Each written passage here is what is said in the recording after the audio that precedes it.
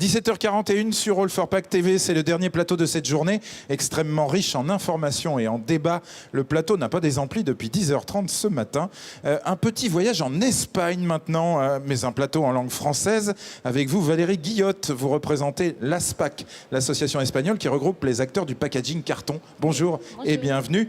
À côté de vous, Raphaël Badet, directeur export Nordgraf Packaging. Bonjour, bienvenue. Bonsoir. En face de vous, Ricardo Diaz, directeur export Transpac. Bonjour. Et à côté de vous, Caroline Ossan, directeur export aussi chez Grupo Valsgraphic. Bonjour, bienvenue. On commence avec vous, Valérie Guillotte. Un petit message rassurant tout d'abord. Oui, l'Espagne a connu une profonde crise, mais ça, c'était avant. Aujourd'hui, il y a de profondes évolutions à signaler. Ben, tout à fait. On est d'ailleurs ravis d'être avec vous sur ce 10e emballage pour ASPAC. C'est donc 20 ans d'emballage pour l'association. On a eu 3 tendances. Une première tendance avec vraiment où les entreprises espagnoles étaient très très présentes sur le marché espagnol. Après, on a eu malheureusement cette crise de 2007, 2007 à 2014, où là vraiment on a souffert. Je crois qu'on est tous présents. On est un peu des dinosaures, ceux qui sont restés. Et à partir de 2014... Les dinosaures moins l'extinction. Oui, voilà. Parce que le parallèle s'arrête. Voilà, tout à fait. Et 2014, on a une tendance positive. Là, pour l'instant, le packaging en Espagne remonte. Une croissance de 2,5% en moyenne annuelle, qui est prévue jusqu'à 2019. Donc là, on vient de faire notre congrès. À San-Sébastien, on a réuni tout le secteur. Et l'ambiance était très positive, confiante. Et c'est ce qu'on veut redonner un petit peu, cette image sur le marché français, où les entreprises espagnoles qui ont réussi à s'adapter à ce nouvel environnement se sont renforcées. Et parmi nous, vous avez 3 entreprises qui sont devenues plus fortes, qui ont souffert, mais qui maintenant sont plus compétitives, plus productives, et qui, je pense, dans le futur, seront des bons acteurs pour le marché. Alors, 3 exemples, mais en termes de nombre d'entreprises en Espagne, dressez-nous un petit peu le portrait.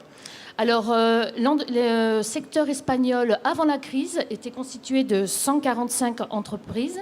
Aujourd'hui, on n'est plus que 85. Oui. Ça s'est vraiment restructuré. Il y a eu des morts, des faillites. Mais il y a aussi des fusions, des gros groupes qui se sont créés, comme Valsgraphic, qui est présent ici, où il y a Valsgraphic, le groupe Leka. Il y a beaucoup de groupes espagnols de nationalité qui ont réussi à se réunir pour faire face à la crise. Et on a aussi des nouveaux acteurs de gros groupes internationaux qu'on connaît tous, tous les grands groupes Otajon, tous ces grands groupes qu'on connaît au niveau international qui sont venus s'installer en Espagne, rachetant des entreprises espagnoles. Et donc le secteur, on peut dire, s'est modifié et aussi est en train de connaître un changement générationnel. C'est-à-dire vraiment, actuellement, on voit une nouvelle type de directeur, beaucoup de gens qui partent à la retraite, et donc il y a vraiment un changement. Oui, ça c'est un petit peu comme partout, effectivement. En termes de nombre d'emplois, combien d'emplois aujourd'hui ? Actuellement, 4000 personnes. Mmh. Avant, c'était 5900 personnes qui travaillaient dans le secteur du packaging. Vous voyez aussi qu'il y a eu pas mal de baisses. Mais aujourd'hui, ils sont très confiants. Les gens qui sont dans le secteur du packaging en Espagne sont très bien formés. Et en fait... C'est une vraie spécialité dans votre pays, donc cette filière a conservé son savoir-faire. Alors Caroline Ossan, Grupo Valsgraphic, donc c'est une grosse entreprise dans ce secteur. Vous avez connu donc une forte mutation, comme tout le monde, et puis vous avez trouvé des leviers finalement pour progresser. Oui. Donc notre groupe Valsgraphic est composé de 3 sociétés en fait, Graphopac, Novograph et Gaes. Nous sommes répartis sur le territoire espagnol. Lors de la crise en 2008, le fait est que les besoins en emballage sur le marché national ont chuté. Donc il a fallu trouver des stratégies pour continuer, pour survivre et vivre. Alors, quelle stratégie exactement ? En premier lieu, et le plus important, donner plus de moyens à l'export, donc renforcer nos services exportation. Nous étions déjà présents mais nous avons complété nos services d'exportation avec des personnes françaises qui connaissent la manière de travailler en France. Oui, parce que vous visiez principalement le marché français. Oui, principalement le marché français, mais également l'Afrique du Nord. On travaille sur l'Algérie, le Maroc, et par proximité, le marché français, évidemment. Sur quel type d'emballage? Donc, on fait des emballages, ce sont des étuis en carton plat, des étuis pliants en carton plat, en micro-cannelure et en PET ou en PVC. On travaille beaucoup sur le secteur agroalimentaire, mais également dans la cosmétique, et dans la pharmacie, la parapharmacie. Donc, on a développé l'exportation. Et vous avez bien raison de travailler avec la France, parce que la filière papier-carton en France, c'est 39% du total des emballages. Oui, oui. Donc vous avez bien visé, effectivement. Alors je crois qu'aussi, évidemment, une entreprise existe parce qu'elle conserve de la recherche et développement. Oui, et ça, vous avez appuyé. C'est le deuxième levier, la recherche et développement, parce qu'en fait, notre industrie est plutôt... c'est pas de la haute technologie, on va dire, c'est quelque chose de plutôt simple. On pourrait penser que c'est banal, mais ça ne l'est pas. Non, parce qu'ensuite, grâce à la technologie et au développement, on arrive à donner de la valeur ajoutée à nos étuis. Par exemple. Actuellement, on travaille, donc on a adapté notre parc machine qui normalement est spécifique au carton pour la fabrication d'étuis en PVC et en PET. Donc c'est quelque chose de peu fréquent dans cette industrie. Ouais. On développe de nouveaux vernis, de nouvelles applications. Donc sur le carton lui-même? Oui, sur le carton et avec nos machines. Pour un effet barrière, j'imagine, c'est ça? Pas forcément, pour des raisons esthétiques. Esthétiques, d'accord. Pour la cosmétique, par exemple. D'accord. Également, on fait des étiquettes. Donc, un des points de recherche et développement intéressant et important, ça a été le développement d'étiquettes à livrer. Donc, ce sont des étiquettes... pour les services marketing de vos clients. Oui, ce sont des étiquettes pelables. Par exemple, c'est une demande qu'on nous fait relativement souvent, de façon à avoir plus d'espace pour communiquer sur une étiquette. Ce n'est pas une étiquette simple, sinon à plusieurs, comme un petit livre qui peut être apposé sur des étuis ou... Et ça, les étiquettes, donc vous les avez intégrées, vous ne les fabriquiez pas avant? Oui, on les fabriquait, mais c'est ce système d'étiquettes pelables qui a été développé dernièrement. Alors, Raphaël Badet, directeur export Nordgraft Packaging, vous êtes un acteur spécialisé, très spécialisé même, puisque votre entreprise travaille pour l'alimentaire. Oui, parce que on est une société familiale, donc du coup une PME, avec des ambitions d'exportation, des ambitions de croissance. Et en tant que société groupe familiale, on va dire, on a des investissements qui sont limités. Ou du à la hauteur de la taille de votre entreprise. Donc vous avez choisi l'hyper-spécialisation. C'est ça, de nous spécialiser dans le secteur, pour l'industrie alimentaire, pardon. Puisque l'on entend que c'est, on va dire, le marché peut-être le plus porteur pour le développement et pour notre croissance. Et donc, du coup, dans ce qui dit spécialisation pour un secteur comme l'alimentaire, dit des investissements, donc bien évidemment en machines, des investissements également au niveau du personnel, parce qu'il faut former le personnel, il faut bien avoir, disons, des procédures, etc., pour pouvoir toujours répondre correctement. L'alimentaire est extrêmement exigeant. Très exigeant. Ouais, mais vous êtes là pour y répondre. Et donnez-nous quelques exemples de packaging, d'applications. Un exemple d'application. Un ou deux, pas plus. Non, mais c'est plus qu'une application. Je veux dire, on n'est pas non plus. Je pense pas qu'on fasse des emballages qui soient radicalement différents de ce que peuvent faire d'autres de nos confrères. Ça tombe bien. L'industrie agroalimentaire n'est pas forcément effectivement, comme je friande de produits archi différenciants. Mais c'est surtout, par exemple, je pense que une des choses qui pourrait éventuellement nous faire notre identité, entre guillemets, c'est, je dirais, la question du BRC, la certification BRC. Aujourd'hui, c'est peut-être quelque chose qui est c'est pas encore banalisé, parce que c'est pas encore généralisé chez tous les fournisseurs, mais Nordgraft a été au moins, on va dire, le premier fournisseur d'emballage en carton plat de l'Espagne à se certifier BRC. Donc qui donne accès à quel type de marché précisément? Précisément après à tout ce qui est contact direct avec l'aliment. Contact alimentaire, voilà, c'est ça. Ouais, donc l'idée pour nous c'est d'insister fortement là-dessus. Et après également, étant donné que le marché, on va dire, le plus logique d'exportation, pour nous, c'est la France, bien évidemment. Et puis c'est également, comme vous l'avez dit tout à l'heure, un marché considérable sur l'emballage. Sur l'emballage carton en particulier. Disons qu'on s'est également bien adapté à la façon de travailler des Français, parce que bon, chaque pays a sa culture. Alors, est-ce qu'on travaille bien, nous, les Français? Oui. On est plutôt organisé? Oui. Ah, tant mieux, ça nous rassure. C'est organisé, c'est assez carré. Et du coup, ça fait du bien, ça, parce qu'on nous dit tout le temps qu'on est un peu désorganisé, on nous compare aux Allemands, on dit c'est pas bien. Vous n'êtes pas allemand, mais... Ah, merci beaucoup. Oui, on n'est pas allemand. Voilà, comme ça, on est moins rigide. Bon. Non, je plaisante, c'est des idées reçues, tout ça. Et donc, tout ça, ça demande d'adapter les façons de travail, d'adapter également après au niveau opérationnel, c'est-à-dire tous les systèmes d'approvisionnement comme des GPA, comme des EDI, des choses comme ça, sur lesquels il faut se mettre un petit peu à la page. Oui. Et donc, c'est en ça que nous spécialisons et nous investissons le maximum d'efforts. Et vous montrez patte blanche pour entrer effectivement sur le marché français. On vous souhaite bien sûr plein succès. Ricardo Diaz, directeur export Transpac. Oui.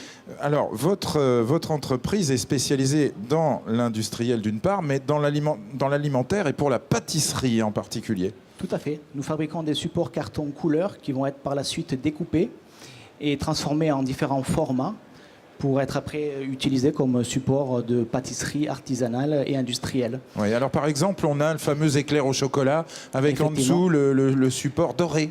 Alors voilà, avant on travaillait uniquement sur des supports principalement dorés ou argent ou éventuellement noir. Et on a développé ces dernières années donc des supports couleurs. Des couleurs qui étaient réservées jusqu'à présent uniquement à l'industrie, on va dire haut de gamme. On parlait de marques comme Fauchon, des choses comme ça, qui ont des couleurs bien précises. Oui. Et nous, on l'a développé par le biais d'un distributeur qui était déjà bien implanté sur le marché français, de présenter donc des couleurs vives pour pouvoir mettre ces produits-là à l'accès de tous les pâtissiers de France et de Navarre, et de Corse. Exactement. Voilà. J'imagine qu'il y a des clients pour la pâtisserie haut de gamme en Corse. Mais alors, vous contribuez parce que la pâtisserie évolue beaucoup en France. On a de la créativité, on a de l'innovation, je veux dire, dans les magasins. Oui. Vous participez de cela en tant que fournisseur? Tout à fait. On est à l'écoute donc de notre distributeur qui, lui, est en face de tous les clients. Et on est sans arrêt en train de rajouter des nouvelles couleurs ou des nouveaux formats pour essayer un peu de dégayer, d'aller en complémentarité à la créativité des pâtissiers français. Donc c'est vrai que c'est bien particulier au marché français, puisqu'en Espagne, c'est encore pas très développé et le marché français est très innovant à ce niveau-là. La gourmandise n'est pas toujours un vilain défaut. Merci à vous, Ricardo Diaz. Merci à vous, Caroline Ossan. Merci à Raphaël Badet. Et merci beaucoup à vous, Valérie Guillotte, d'être venue nous voir pour parler de ce marché espagnol qui est plein de potentiel. Renseignez-vous, chers exposants, chers visiteurs. Il y a du business à faire. Alors, All for Pack, c'est aussi un espace dédié à l'agroalimentaire, justement, puisqu'on en parle, qui est une industrie en constante évolution dans les domaines du packaging, mais aussi des process. Alors, je vous donne rendez-vous dans le hall 5A. Si vous n'y êtes pas encore allé, soyez curieux, puisqu'on a des exposants du monde entier. On a le forum des partenaires également, et puis des ateliers animés par la CECIMEP, le GEPIA et le CIMOP. Et justement, l'un des plus gros stands du salon est un fabricant et producteur français d'outils et de solutions industrielles agroalimentaires. Et nous avons justement envoyé là-bas notre reporter Jérémy, qui est justement en direct avec nous. Jérémy, est-ce que vous me recevez, Jérémy ? Oui, effectivement, Emmanuel, je suis ici dans le hall 5A, qui est un hall dédié à l'agroalimentaire. Il y a énormément de machines, de process et de reconditionnement.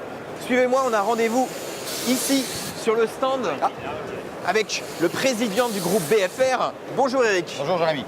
Alors, qu'est-ce que vous proposez ici? C'est une véritable usine, il y a des machines partout, c'est un stand gigantesque. Merci, soyez les bienvenus. Merci. On propose des lignes complètes aux industries de l'agroalimentaire à base de machines conçues et fabriquées par nous, ainsi que des matériels que nous distribuons. D'accord, là je vois qu'il y a un petit exemple. Exact, c'est une ligne de fabrication de grillé aux pommes qui est découpée avec des ultrasons. Ça c'est du grillé aux pommes, il y en a un paquet. Qui est fait en continu. D'accord. Et les ultrasons se justifient parce que le produit est collant.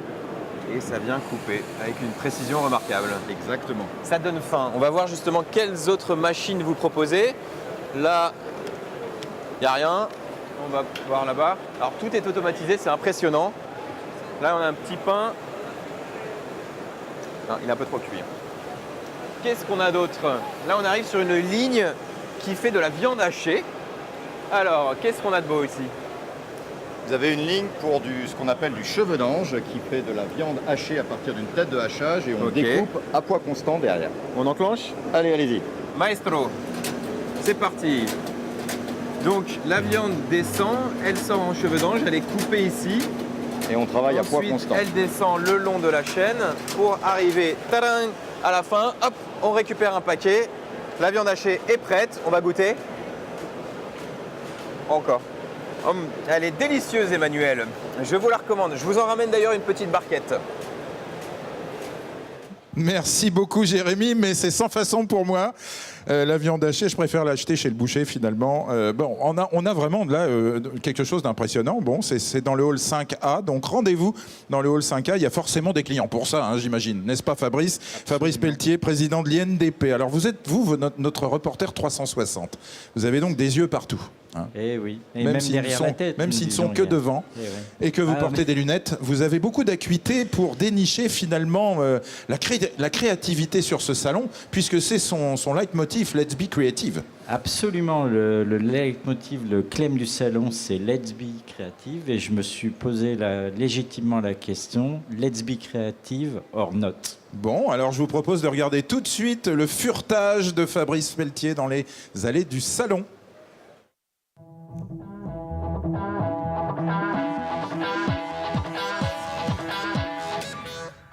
On dirait pas que nous sommes à All for Pack parce que ça ressemble presque à une boîte de nuit, mais bon, c'est quand même le salon. Son claim, c'est Let's Be Creative. Alors, on va voir ça. Suivez-moi. Et quand je vous disais que je ne savais pas si on était dans une boîte de nuit ou un salon de l'emballage, regardez, une platine. C'est incroyable, c'est quoi? C'est une sculpture? Un robot Delta, dis donc. C'est la fête au village, regardez. Récupérateur de confettis. Chez Siemens, ils ont mis les chapeaux. Et l'ingéniosité, est-ce que c'est créatif? Nous, on veut savoir. Créatif. La base de l'ingéniosité, c'est la créativité. Alors là, si je suis pas dans le salon de la créativité, je veux bien regarder. Je crois que je vais rester. Hein. Alors, qu'est-ce qu'il y a de créatif dans le fait de trancher? Qu'est-ce qui est créatif dans le tranchage? Je vois qu'il y a écrit « Think into the box ». Je pensais que être créatif, c'était « Think outside the box ». Ça, c'est notre slogan officiel. Mais oui, juste pour le salon, on a fait l'inverse parce qu'emballage de produits, encaisseuse, c'est notre métier. Oui, mais ça, c'est très créatif. Prendre à contre-pied le slogan du salon. Ça, c'est la machine qui prend le truc à gauche et qui le met à droite, c'est ça? Exactement, oui. C'est super créatif, donc ça prend quelque chose à gauche, ça le met à droite, et quand ça l'a mis à droite, ça le met à gauche? Bah voilà, il fait ce qu'on lui a appris par la démonstration. C'est comme la politique, un coup à droite, un coup à gauche, alors? Ah, c'est peut-être même pire. C'est une machine, là, elle est là. J'ai un bouchon au-dessus de la tête, et pof, ça y est, je suis enfermé je suis dans le packaging. C'est pas terrible hein, d'être du lait ou du jus d'orange. Innovation majeure, la machine a froissé le papier. Alors il prend la clé USB, et il me l'amène gentiment dans la main. Oh, c'est mignon, ça mérite un bisou. Le cerveau droit, la créativité. Je ne pensais pas que des lunettes comme ça m'iraient et me rendraient plus créatif. Ah ben on est créatif, hein, la preuve. On essaye hein, toujours. Vous êtes créatif de la cabane. C'est ça. Nous ne pouvons pas faire un sujet sur la créativité, Let's Be Creative, sans passer sur le stand de l'expo des Paint Awards. Bon, Jean-Jacques, quel intérêt d'avoir une expo comme ça sur l'emballage au salon All for Pack?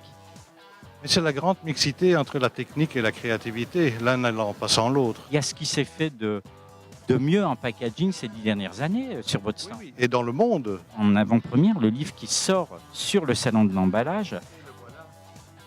Et c'est le 4e tome, 2,5 kg le bouquin. Hein. C'est l'expo, 10 sur 10, 10 ans de Pentaward.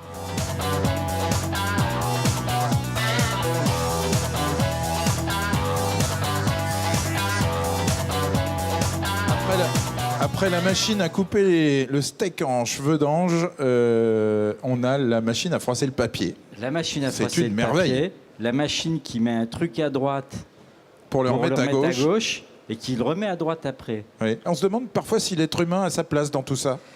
Oui, c'est effectivement la question. Tout est automatisé. Mais enfin, mettre à droite, mettre à gauche, mettre à droite, qu'est-ce que fait l'être humain? On a de la créativité aussi dans le hall, hein, effectivement. Bon, fin de ce second jour sur All for Pack et fin de l'information. On va attendre. Elle va le dire en anglais, je suis sûr. On va attendre. Je traduis. Chers visiteurs, chères visiteuses, c'est la fin, ça va fermer. Et vraiment une plaisante soirée. Et maintenant, je vais aller me coucher. Ça, c'est ce qu'elle a dit, je vous assure. Il y a quand même du progrès, parce que hier, vous remarquez que nous avons eu l'annonce au début de l'émission. Absolument. Aujourd'hui, nous l'avons à la fin. Ça veut dire que nous sommes à peu près à l'heure. Et oui, c'était l'information du jour. Et sur cette révélation fracassante, je vous souhaite une excellente soirée. Bonsoir.